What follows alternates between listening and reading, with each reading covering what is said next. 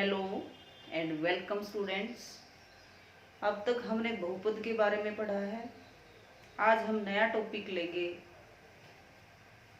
समीकरण, equations in two variables, pair of linear equations in two variables, दो चर वाला रैखिक युग्म। युग्म मतलब जोड़ा, समीकरण।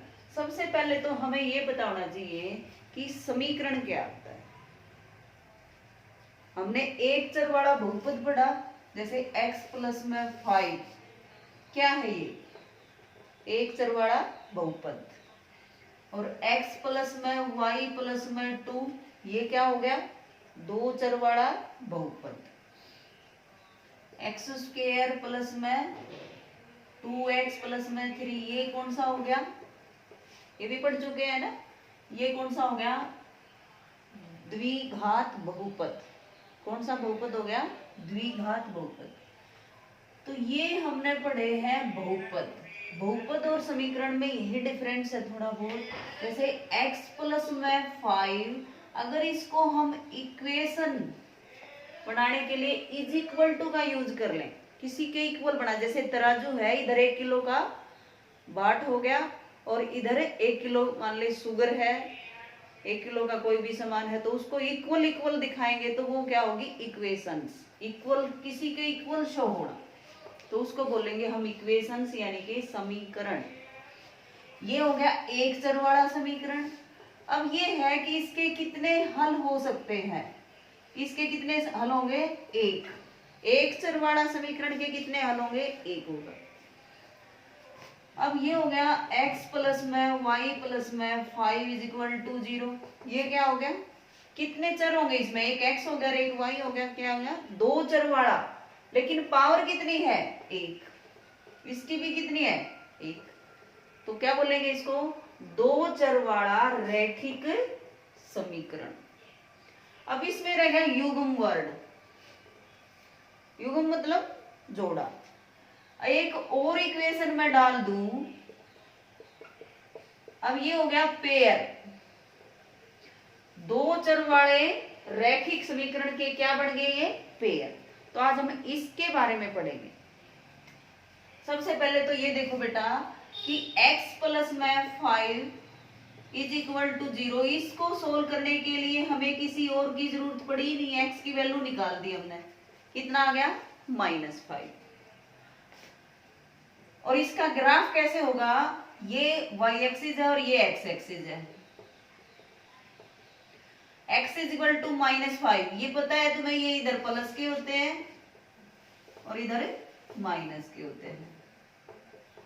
यहां आ गया -5, तो -5 है, सीधा है, ये आ गया। अब ये आ गया पैरेलल टू y एक्सिस। ये हम 9th क्लास में पढ़ चुके हैं कि x इज इक्वल टू -5 का ग्राफ किस तरह का हो गया? Parallel to y axis. y axis के समानांतर एक रेखा आएगी। इसी प्रकार अगर y plus 3 is equal to 0 है, y इज इक्वल टू -3, या y -3 लेंगे तो यहाँ +3 आ जाएगा। तो y इज इक्वल टू है, तो यहाँ x तो है नहीं, तो y का तो हम यहाँ लेंगे 1 2 3, तो ये वाली लाइन होगी, ये क्या होगी? y -3 इज इक्वल टू 0 का ग्राफ इधर आ जाएगा। यानी कि ये किसके पैरेलल आ गया? x के पैरेलल। ये हम 9th में पढ़ चुके हैं। अब दो चर वाला रैखिक समीकरण, अगर एक जोड़ा, ये भी हमारा 9th क्लास में आया था, इज इक्वल टू 5, इसके कितने हल होंगे? सबसे पहले तो इसका ग्राफ देखेंगे किस टाइप का आएगा, उसके बाद इसके ये देखेंगे कि ग्राफ के माध्यम से इसके कितने हल होंगे। तो तुम्हारा आंसर था ये 2.4 में कि दो चर वाले रैखिक समीकरण के कितने हल हो सकते हैं? अपरिमित रूप से अनेक हल हो सकते हैं। x की वैल्यू अगर 1 लेंगे तो y की वैल्यू कितनी होगी? 4। x की वैल्यू 2 लेंगे तो y की वैल्यू कितनी होगी? 3। x की वैल्यू अगर हम 3 लेंगे तो y की वैल्यू कितनी हो जाएगी? 2। और x की वैल्यू 4 लेंगे तो y की वैल्यू कितनी हो जाएगी? 1। x की वैल्यू 5 लेंगे तो y की वैल्यू कितनी हो जाएगी? 0। तो उसी प्रकार से अगर हम इसको ग्राफ के माध्यम से शो करें तो x, ये x एक्सिस है, और ये y एक्सिस है। इधर x प्लस के, इधर x माइनस के, y पॉजिटिव और y नेगेटिव। अब देखो यहाँ 1 2 3 4 5 1 -1 -2 -3, 1 2 3 4 5 या -1 -2 -3 माइनस ये -1 -2 -3 -4 -5। x की वैल्यू यहाँ 1 ली, y की वैल्यू कितनी आ गई 4, तो 4 के सामने ऊपर 1 2 3 4 ये पॉइंट आ गए। x की वैल्यू अगर 2 लेंगे तो y की वैल्यू 3, ये पॉइंट आ गया। 3 लेंगे तो 2 के सामने, 4 लेंगे तो 1 के सामने, 5 लेंगे तो 0। तो ये जो लाइन आ गई इसकी ग्राफिकल ये होगी, एक स्ट्रेट लाइन आएगी। अगर दो चर वाला रैखिक समीकरण लेंगे तो उसका ग्राफ किस प्रकार का आएगा, एक सीधी रेखा आएगी। वो रेखा ऐसे भी हो सकती है, ऐसे भी हो सकती है, ऐसे भी हो सकती है, ऐसे भी हो सकती है। अब जो है इसके ऊपर कितने सारे पॉइंट हो सकते हैं, बहुत सारे। तो जो इस लाइन के ऊपर जितने भी पॉइंट आए हैं वो सारे के सारे क्या हैं, इसके हल हैं। और पॉइंट कितने हो सकते हैं, बहुत सारे, अनेक। इसलिए इस दो चर वाला रैखिक समीकरण के कितने हल होंगे, अनेक। लेकिन अब हमने दो इक्वेशन बढ़ा दी।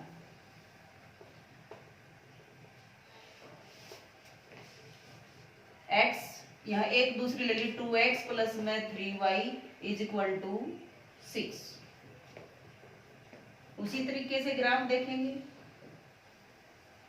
ये x प्लस, ये x minus, y plus, y negative, और ये आ जाएगा 1 2 3 4 5 6, यहाँ -1 -2, यहाँ प्लस के ऊपर।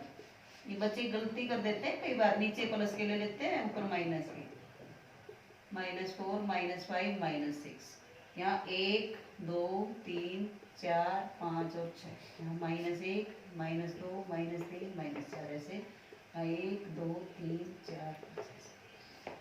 तो x प्लस वाई का तो हमने अभी सीखा था कि ये कहाँ आया था, कि ये लाइन आई थी, अभी जो किया था। अब इस दूसरी लाइन को के लिए हम ग्राफ के लिए ऐसे बॉक्स बनाते हैं, यहाँ x लिखते हैं, यहाँ y। x की वैल्यू अगर हम 1 लेंगे तो y की वैल्यू कितनी आएगी, यहाँ पर 2, 2 इंटू में 0 प्लस में 3y इज इक्वल टू 6, तो ये तो 0 हो गया। y की वैल्यू यहाँ से निकलेगी 2। अब y की वैल्यू 0 ले लो तो x कितनी आएगी, 3 आ जाएगी। बस ये दो ही ले लो, एक बार इसको 0 ले लो, एक बार नीचे 0 ले लो। तो x की वैल्यू 0 तो यहाँ हो गया, और y2 ये बड़ा हो गया, और x की वैल्यू 3 और y 0।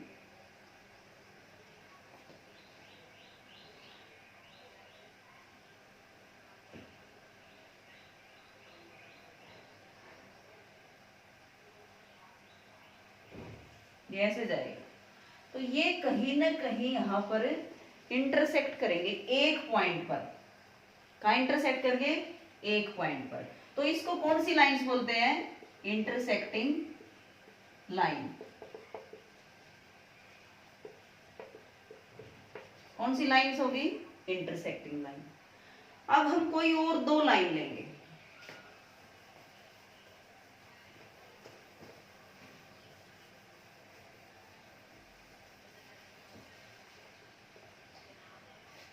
एक हमने ले ली 2x प्लस में 3y इज इक्वल टू 9, और दूसरी ले ली 4x प्लस में 6y इज इक्वल टू 18।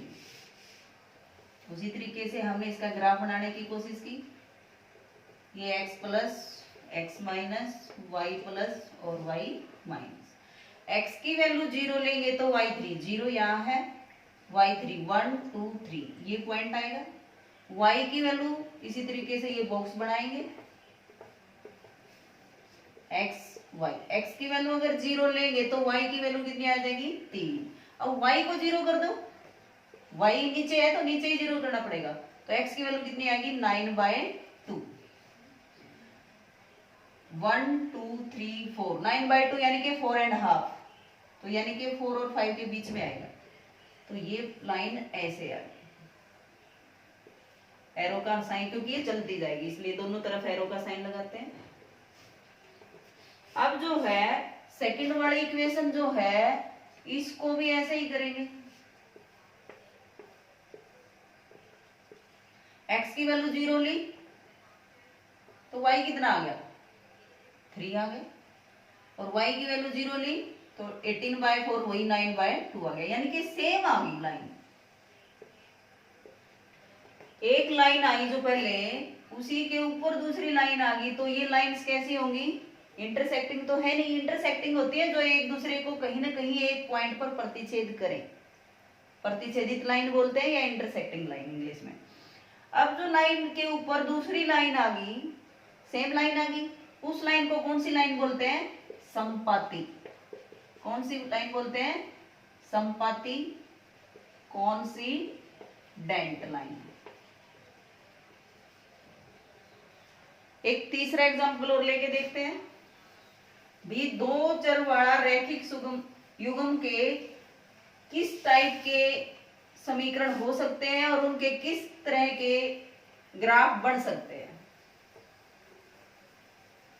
अब हम दूसरा एग्जांपल लेंगे कि x प्लस में 2y इज इक्वल टू 4, और नेक्स्ट लाइन ले ली 2x प्लस में 4y इज इक्वल टू 12 ले लिया। फिर उसी तरीके से इसके बॉक्स बनाए,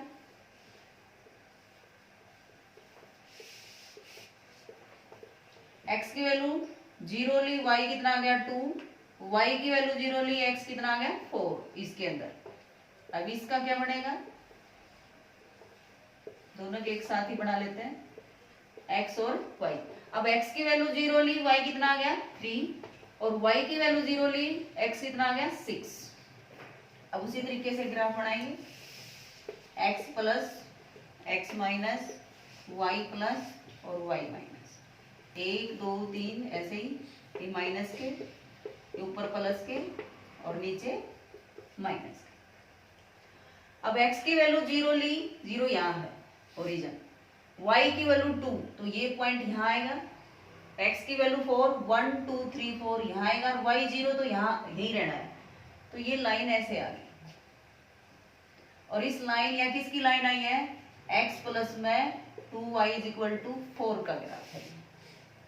सेम x की वैल्यू 0 0 y 3 तो ये पॉइंट आ गया, और x की वैल्यू 6 1 2 3 4 5 6 ये लाइन आ गई, ये पॉइंट आ गया, y 0 तो ये ऐसे आएगी। अब हमने क्या नोटिस किया कि ये तो रेल की पटरी की तरह होगी, कितना भी बढ़ाएंगे इसको ये कहीं नहीं मिलेगी। तो इन लाइंस को क्या बोलते हैं हम, समानांतर रेखाएं। कौन सी लाइन बोलते हैं, समानांतर रेखाएं, यानी कि इंग्लिश में कौन सी लाइन बोलते हैं, पैरेलल लाइंस।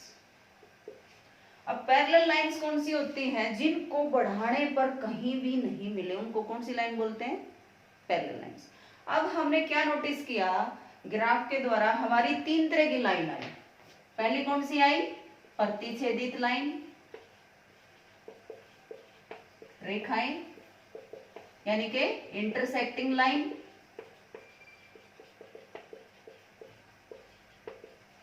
लाइंस। दूसरी कैसी आई थी, संपाती रेखाएं, यानी कि कोइंसिडेंट लाइंस, और तीसरी नंबर पर हमारी आई समानांतर रेखाएं, पैरेलल लाइंस। अब हमने क्या नोटिस किया कि अब हम जैसे ये बताया था कि ये लो लाइन है, एक चरवाड़ा, दो चरवाड़ा रैखिक समीकरण, दो चरवाड़ा रैखिक समीकरण का ग्राफ कैसा होगा, एक सीधी रेखा होगा, और उसके कितने हल हो सकते हैं, अनेक। लेकिन दो चरवाड़ा रैखिक समीकरण जो होगा तो लाइंस कैसी कैसी होंगी, कितने कितने सॉल्यूशन, सॉल्यूशन किसको बोलते हैं, जैसे एक लाइन ऐसे आई और एक लाइन ऐसे आई, दो चरवाड़े का यानी कि एक जगह प्रतिच्छेदित किया, एक पॉइंट पर इंटरसेक्ट किया दोनों लाइंस ने, तो उसका एक हल होगा। और जैसे एक लाइन आई, सेकंड ग्राफ हमारा, उसके ऊपर ही दूसरी लाइन आई, वो कौन सी लाइन थी? संपाती। इसके कितने, यानी कि हर पॉइंट पर मीट कर रही है, यानी कि अनेक हल, अनेक हल भी हो सकते हैं। और तीसरे नंबर पर आई हमारी समानांतर रेखाएं, यानी कि कहीं भी मीट नहीं कर रही, तो इसके कितने हल होंगे? कोई हल नहीं। तो बेटा हमने ये सीख लिया कि दो चर वाला रैखिक समीकरण युग्म जो है उसके कितने हल होंगे, किस तरह की हमारी ग्राफ की लाइंस आएंगी और किस तरह से वो मिलेंगे, उनके कितने हल। तो इसको जानने के लिए हम एक उसके द्वारा बताएंगे आपको कि इनको सोल्व कैसे करेंगे।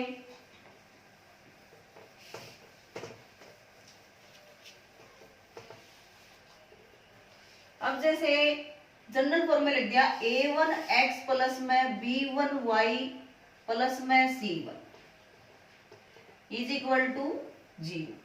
दूसरी इक्वेशन ले ली हमने a2x प्लस में b2y प्लस में c2 इज इक्वल टू 0। अब इस पर ये है, देखो हमने क्या नोटिस किया कि x के आगे जो है वो हमारा a1 है, दूसरी लाइन में x के आगे जो है वो a2 है, यानी कि ये है अचर 2x 3x। जैसे ये आ जाए, एक एग्जांपल लेके बताऊंगी मैं, 2x प्लस में 3y इज इक्वल टू 4, और अगली ले ली मैंने 4x प्लस में 6y इज इक्वल टू 12। तो इसमें a1 की जगह हमारा क्या हो गया 2, b1 की जगह हमारा क्या हो गया 3, और यहाँ प्लस 4 कर लो इज इक्वल टू 0, यहाँ प्लस 12 इज इक्वल टू 0। इसी टाइप की बना ली, क्योंकि इसमें इज इक्वल टू 0 है तो यहाँ भी हमने क्या ले लिया इज इक्वल टू 0 बनाएंगे, इसी टाइप की कंपेयर करेंगे ना इससे। और C1 की वैल्यू कितनी आ गई यहाँ पर 4।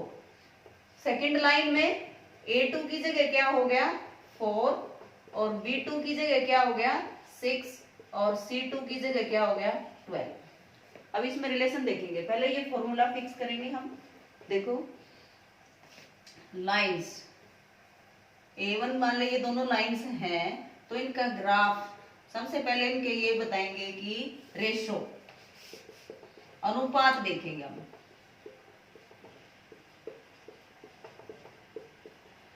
If A1 by A2 is equal to not equal to B1 by B2, पहले इक्वल नहीं आए तो ग्राफ कैसा होगा, ग्राफ की लाइन कैसी होंगी, लाइंस कैसी होंगी इंटरसेक्टिंग, प्रतिच्छेदित।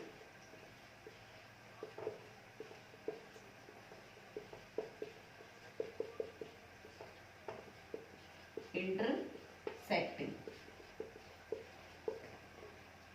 और हल कितने होंगे 1, सॉल्यूशन कितने होंगे उसके 1।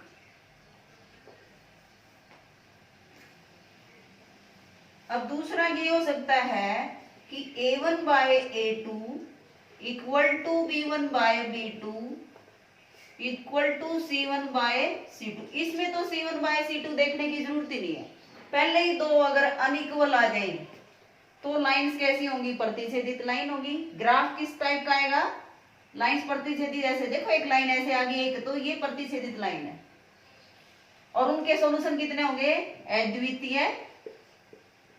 अद्वितीय का मतलब होता है यूनिक सॉल्यूशन, यूनिक, यूनिक मतलब ओनली वन सॉल्यूशन।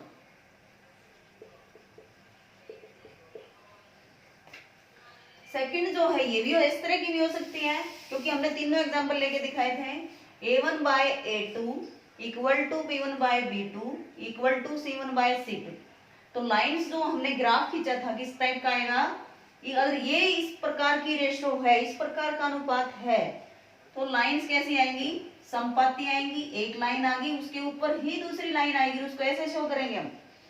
तो कौन सी लाइन होगी ये, संपाती, संपाती रेखाएं होंगी, यानी कि कौन कॉन्सिडेंट लाइंस, और उनके हल कितने होंगे? अनेक, क्योंकि हर पॉइंट पर मीट कर रही है तो कितने सॉल्यूशन होंगे? अनेक हल होंगे, मैनी सॉल्यूशन। कितने सॉल्यूशन होंगे? Many solutions. तीसरी कंडीशन हमने क्या ली थी कि ये रेशो अगर तुम्हें मिल जाती है A1/A2 B1/B2 not equal to C1/C2, तब क्या होगा? लाइंस किस टाइप की आएंगी? एक ये लाइन आई, दूसरी लाइन इसके पैरेलल आएगी, ऐसे कहीं भी मीट नहीं करेगी। कहीं भी मीट नहीं करेंगी तो क्या सॉल्यूशन होगा? नो, कोई हल नहीं होगा, नो सॉल्यूशन।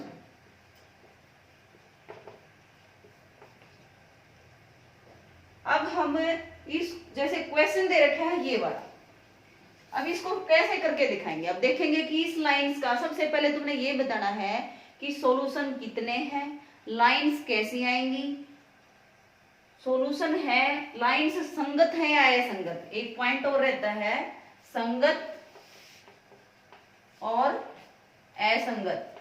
अब लाइन संगत है या असंगत? संगत का मतलब कंसिस्टेंट, कंसिस्टेंट, और असंगत का मतलब इनकंसिस्टेंट। संगत मतलब मिलान हो जाए, चाहे एक पॉइंट पर हो और चाहे अनेक पॉइंट पर मिले, लाइन कहीं ना कहीं आपस में टकराएं, उसको बोलते हैं हम संगत। और लाइन कहीं भी नहीं टकराए उसको क्या बोलते हैं? इनकंसिस्टेंट, यानी कि असंगत। जैसे इसमें बताओ, संगत है या असंगत?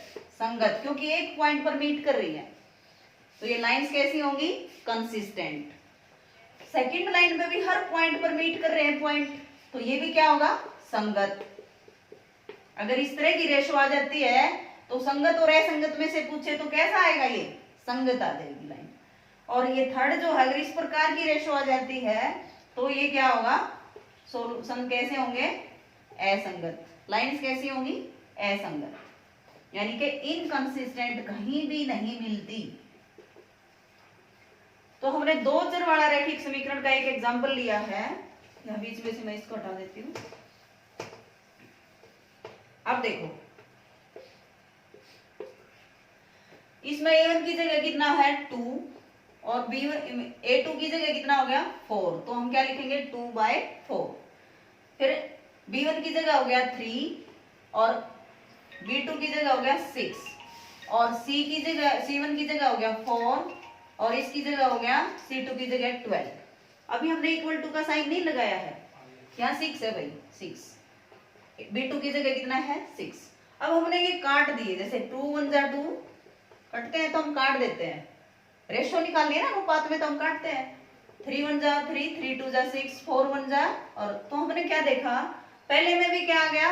1/2, और दूसरे में भी क्या आ गया? 1/2, यानी कि 1/2 और 1/2 बराबर तो हो गए। और तीसरा देखा कि 1/3, ये बराबर नहीं हुआ। अब देखो ये किस तरह का बन गया रेशो? इसकी तरह बन गया ना भाई, A1/A2 is equal to B1/B2। इस तरह का नहीं बना भाई, ये बन गया ये थर्ड की तरह, A1/A2 equal to B1/B2 not equal to C1/C2। किसकी तरफ गया? थर्ड की तरफ गया। अब तुम्हें बगैर सॉल्यूशन, बगैर ग्राफ खींचे, जैसे हमने ग्राफ नहीं खींचा है, ग्राफ खींचेंगे पहले, उसकी टेबल बनाएंगे, उसके बाद हम ग्राफ खींचेंगे, तब बताएंगे हम किस तरह की लाइन आएंगी। लेकिन हम इस रेशो से बगैर ग्राफ खींचे, बगैर, तो हम निकाल सकते हैं कि बता सकते हैं कि इसके कैसे सॉल्यूशन होंगे, किस तरह की लाइन होंगी, लाइंस संगत है या असंगत है। तो अब बताओ लाइंस कैसी होंगी? समानांतर रेखाएं होंगी, और सॉल्यूशन लाइंस असंगत होंगी, और कितने सॉल्यूशन होंगे? नो सॉल्यूशन, यानी कि कोई सॉल्यूशन नहीं होगा। और जिस लाइंस के सॉल्यूशन नहीं होंगे हम उसको आगे निकाल लेंगे, नहीं बस बताना है हमें कि इसके सॉल्यूशन है ही नहीं, तो हम निकाल लेंगे। कैसे? कि अगर उसके हैं नहीं तो एक थर्ड एग्जांपल लेंगे, अरे इस 12 की जगह अगर 8 आ जाता है, इस प्रकार भी हो सकती है। फिर हमने देखा कि ये 8 है तो 4 1 जा 4, 4 2 जा 8, तो थर्ड जो है वो तीसरा भी ऐसे आ गया, 1/2 1/2 1/2, सारी रेशियो बराबर हो गई। सारी रेशो बराबर हो गई, किसकी तरह हो गया, सेकंड की तरह हो गया। अब सेकंड की तरह का ग्राफ तुम्हें पता है किस टाइप का आएगा, समपाती रेखाएं आएंगी, और समपाती रेखाएं के कितने हल होंगे, अनेक हल होंगे, और वो अनेक हल हम कैसे निकालेंगे वो नेक्स्ट वीडियो में बताएंगे। आज तक का इतना ही। 3.1 और 3.2 दोनों एक्सरसाइज बेस्ड हैं ये सारे।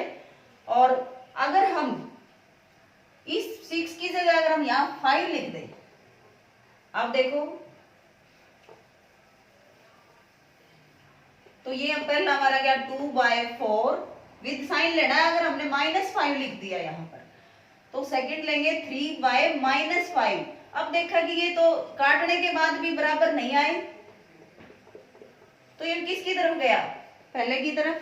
a1/a2 not equal to b1/b2, पहले ही नॉट इक्वल टू आ गया तो थर्ड को चेक करने की कोई आवश्यकता नहीं है, थर्ड हम चेक करेंगे नहीं। पहले दो से डिसाइड हो गया कि लाइंस कैसे आएंगी, कितने हल होंगे। तो इससे हमें क्या डिसाइड किया कि लाइंस किस तरह की होंगी, प्रतिच्छेदित रेखाएं होंगी, इंटरसेक्टिंग लाइन होंगी, और उसके संगत, उसके लाइंस कैसी होंगी, संगत होंगी अगर संगत और असंगत में पूछा जाए। और सॉल्यूशन कितने होंगे, अद्वितीय, यानी कि only one solution, unique solution. अब इनके सॉल्यूशन निकालने के लिए हमें 4 विधि से करना पड़ेगा। इस 4 विधि से, ग्राफ विधि से भी हम निकाल सकते हैं, गुणनखंड विधि, विलोपन विधि से भी निकाल सकते हैं, सबस्टिट्यूशन प्रतिस्थापन विधि से भी निकाल सकते हैं, और वज्र गुणन विधि से निकाल सकते हैं। ग्राफीय विधि और सब्स्टिट्यूशन मेथड और विलोपन विधि और क्रॉस मल्टीप्लिकेशन मेथड, ये इनका यूज करेंगे हम नेक्स्ट वीडियो में। आज तक के लिए अब ये जो थर्ड चैप्टर है ये कितने मार्क्स का आएगा बेटा, 8 मार्क्स का आएगा। 1 नंबर का क्वेश्चन, 1 नंबर का क्वेश्चन में क्या आएगा कि बताओ इसके कितने सॉल्यूशन है, सॉल्यूशन है या नहीं है, अनेक सॉल्यूशन है, लाइंस कैसी हो सकती है, इसके बारे में पूछ सकते हैं। दूसरा एक 3 मार्क्स का क्वेश्चन आएगा, एक 4 का आएगा। वो आगे जो वीडियो होंगी जो इनको क्वेश्चन हम करेंगे इनके ऊपर 3.3 और 3.4 या 3.5 में से बढ़ेंगे, अब नेक्स्ट वीडियो में करवाएंगे। ओके बेटा।